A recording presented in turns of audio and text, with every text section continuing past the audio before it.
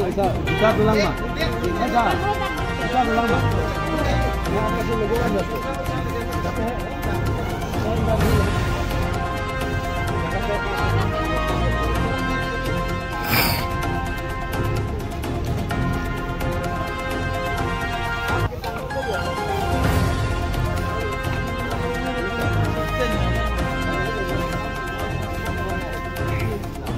আজি ভাৰতবৰ্ষৰ স্বচ্ছ ভাৰত মিছনৰ অভিযানত আমি ডিফু মিউনিচিপল বোৰ্ড আণ্ডাৰত আমাৰ 1 নম্বৰ ৱাৰ্ডত যি ছাত্ৰী কলনী ইয়াত নদী বৈছে যোৱা 2 বছৰত আমি বানপানীত বহুতো কষ্ট পাইছোঁ।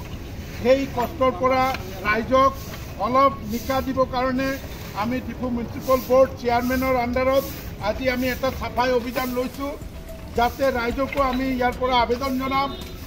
আমি বাৰে বাৰে চাফা কৰি থাকোঁ, আপোনালোকে এই নদীখনৰ যত্ন কৰিব লাগে, নহ'লে আকৌ বানপানীত কষ্ট পাব। আপোনালোকৰ লগত ডিফু চহৰৰ যিমান জনবসতি আছে সকলোৱে কষ্ট পায়।